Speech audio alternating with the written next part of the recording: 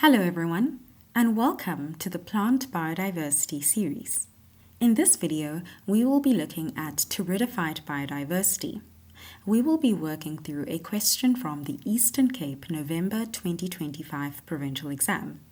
This question is worth 8 marks, so let's get into it.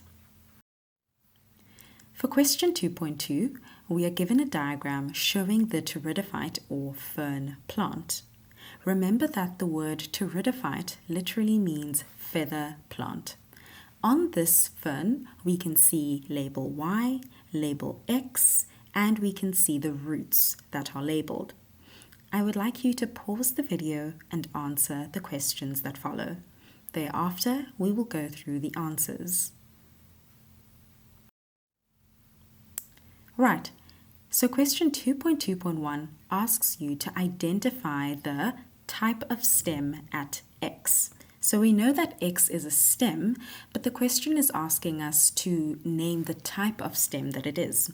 The horizontal stem found in a pteridophyte is known as a rhizome, not to be confused with rhizoids, which are finer roots. Question B asks us to identify the type of leaf at Y.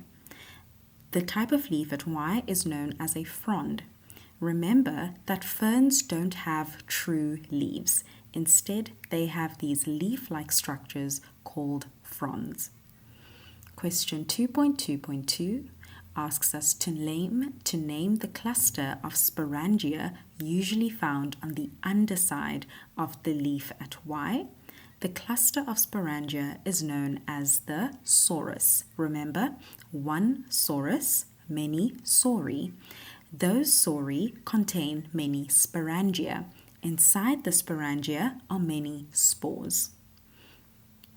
Question 2.2.3 asks you to tabulate one difference between the plant sizes of pteridophytes in comparison to bryophytes. So, it is very important to note that the question isn't asking for general differences, but it is asking you to differentiate between the plant sizes of the two. So with pteridophytes, we know that because pteridophytes are more advanced, they would be much bigger. And because bryophytes, also known as mosses, are much more primitive, they would be much smaller. So for this question, you get 1 mark for drawing a table.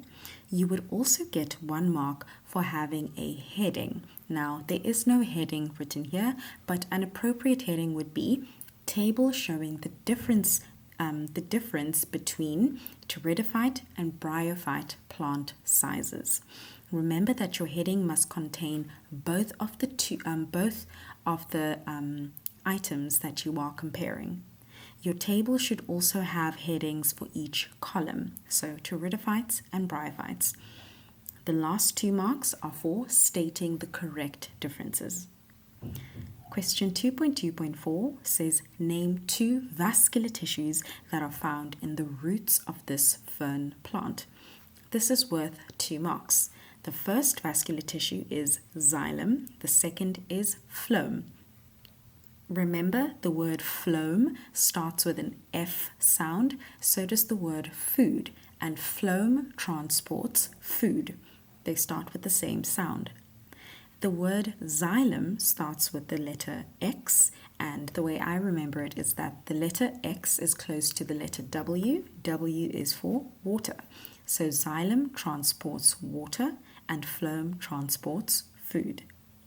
Right, so give yourself a mark out of 8. Thank you.